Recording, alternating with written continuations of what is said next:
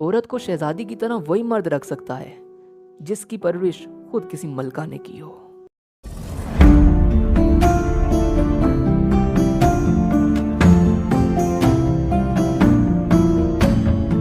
السلام علیکم گائز، میرا نام ہے عبد الرافع اور آپ لوگ دیکھ رہے ہیں عبدال ٹیلی ویژن۔ یہ کھانا بنایا ہے اپنی شکل جیسا، نہ جانے وہ کون سی گڑی تھی جب تم جیسی عورت کو اپنے پلے باندھنے پہ میں راضی ہو گیا تھا۔ وہ زور سے چلایا، کیا کر رہے ہیں، کیوں تماشا بنا رہے ہیں؟ کھانا روز جیسا ہی تو بنا ہے۔ اس کی لرزتی ہوئی آواز آئی، زبان چلاتی ہو اپنے شوہر کے سامنے؟ چٹاخ کی آواز آئی، اور جیون ساتھی کے نام پہ زندگی بھر ساتھ چلنے والی اس عورت کے سارے ایمان، غرور، قدم سے قدم ملا کر آگے بڑھنے کے ارمان آنسوؤں کے ساتھ بہا لے گئی، لیکن غصے کی چنگھاڑ پھر بھی نہ تھمی۔ تھکے ہارے گھر آؤ تو ڈھنگ سے کھانا بھی نصیب نہیں ہوتا۔ بڑبڑاتے شوہر نے زور سے پھر کچھ پٹخا۔ سامنے کے فلیٹ سے آتی یہ اونچی اونچی آوازیں روز کا معمول بن گئی تھی۔ جب بھی یہ میاں بیوی گھر ہوتے تو اسی قسم کا شور اور ہنگامہ سنائی دیتا، کبھی کھانے کے نام پہ، کبھی خرچے کے نام پہ، تو کبھی کس مسئلے پر تو کبھی کس مسئلے پر۔ آوازیں تیز ہوتی، سسکیاں بلند ہوتی، برتن ٹوٹتے اور پھر سناٹا چھا جاتا۔ یہ صرف ایک گھر کی کہانی نہیں بلکہ ہمارے معاشرے کا وہ کڑوا سچ ہے جسے اس لیے دبا دیا جاتا ہے کیونکہ اس کا کسیلا پن سننے والوں سے برداشت نہیں ہوتا۔ برداشت کرو، گھر بسانے کے لیے سمجھوتا کر لو، اور کچھ نہیں تو بچوں کا مستقبل بنانے کے لیے اپنے حال کو بدحال بنانے والے کا کچا چٹا نہ کھولو۔ کل کو اس نے چھوڑ دیا تو کہاں جاؤ گی؟ پہاڑ جیسی زندگی ہے، بغیر مرد کے کیسے گزارو گی؟ آئے ہائے، کیوں اپنے مقدر کو لات مارنے پہ تلی ہو؟ ایسے مشورے، تانے، زیر لب مسکراہٹوں کے ساتھ زندگی کا مذاق بنانے والے ہر کونے خدرے سے نکل کر سامنے آئیں گے، لیکن کوئی ایسا مائی کا لال نہیں اٹھے گا جو شوہر کے نام پہ لائسنس ٹو ہٹ رکھنے والے کا گریبان پکڑ کے پوچھ سکے کہ کس مذہب، معاشرے، اخلاق نے ایک عورت پہ ہاتھ اٹھانے کا حق دیا ہے۔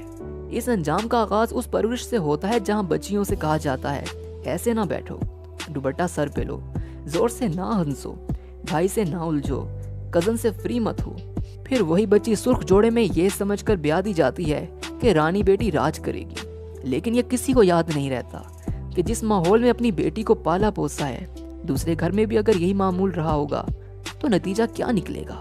نتیجتاً رانی بیٹی راج نہیں کرتی بلکہ راج مزدور بن جاتی ہے۔ ساس کی تیوری کے بل ہٹانے کے لیے جی ہاں بالکل کوئی غلطی ہوئی تو معاف کر دیجیے گا، آئندہ ایسا نہیں ہوگا کا مسالے لگاتے لگاتے اپنے رشتوں میں اعتماد کا سیمٹ لگانے والی مستری بن جاتی، اور تانوں، گالیوں، احسان جتانے والے رویوں کو سہتے سہتے اپنی لائف کو ایک مسٹری بنا کر چھوڑ دیتی۔ پھر رویے روح کو برباد کرنا شروع کر دیتے ہیں۔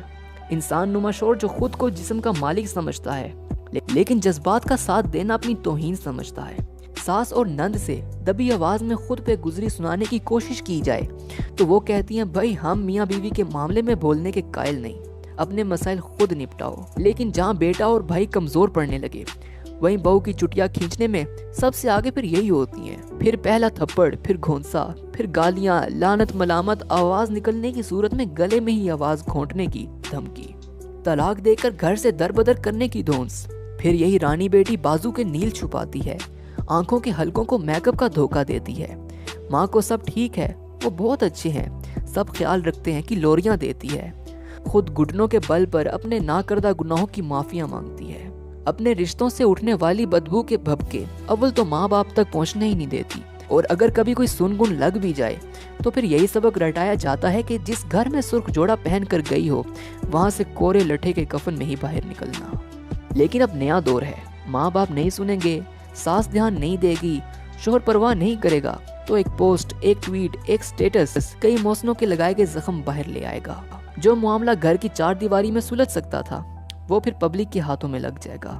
پھر جتنے منہ اور اتنی باتیں، ہمدردی کی آڑ میں مجرم ٹھہرانے والوں کی بھیڑ اکٹھی ہو جائے گی، لوگوں کو ہنسی اڑانے کا موقع مل جائے گا۔ پھر ظالم اور مظلوم اس معاشرے میں ایک ہی صف میں کھڑے کر دیے جائیں گے۔ قانون کی مدد لینے کا سوچیں گے تو ثبوت کس طرح دیں گے؟ ایک ایک لات، مکے، تھپڑ اور گالی کو کس طرح ثابت کریں گے؟ عزت نفس پہ لگنے والا گھاؤ ناپنے کا آلہ کس لیبارٹری میں ملے گا؟ مسئلے کا حل نکالنے کے نام پہ بہت سیمینار ہو گئے، حقوق کے نام پر واک کی منزل بھی نہ جانے کہاں ہے۔ لمبے چوڑے بھاشن بھی ختم ہو گئے لیکن عورت کی لڑائی ختم نہیں ہوئی۔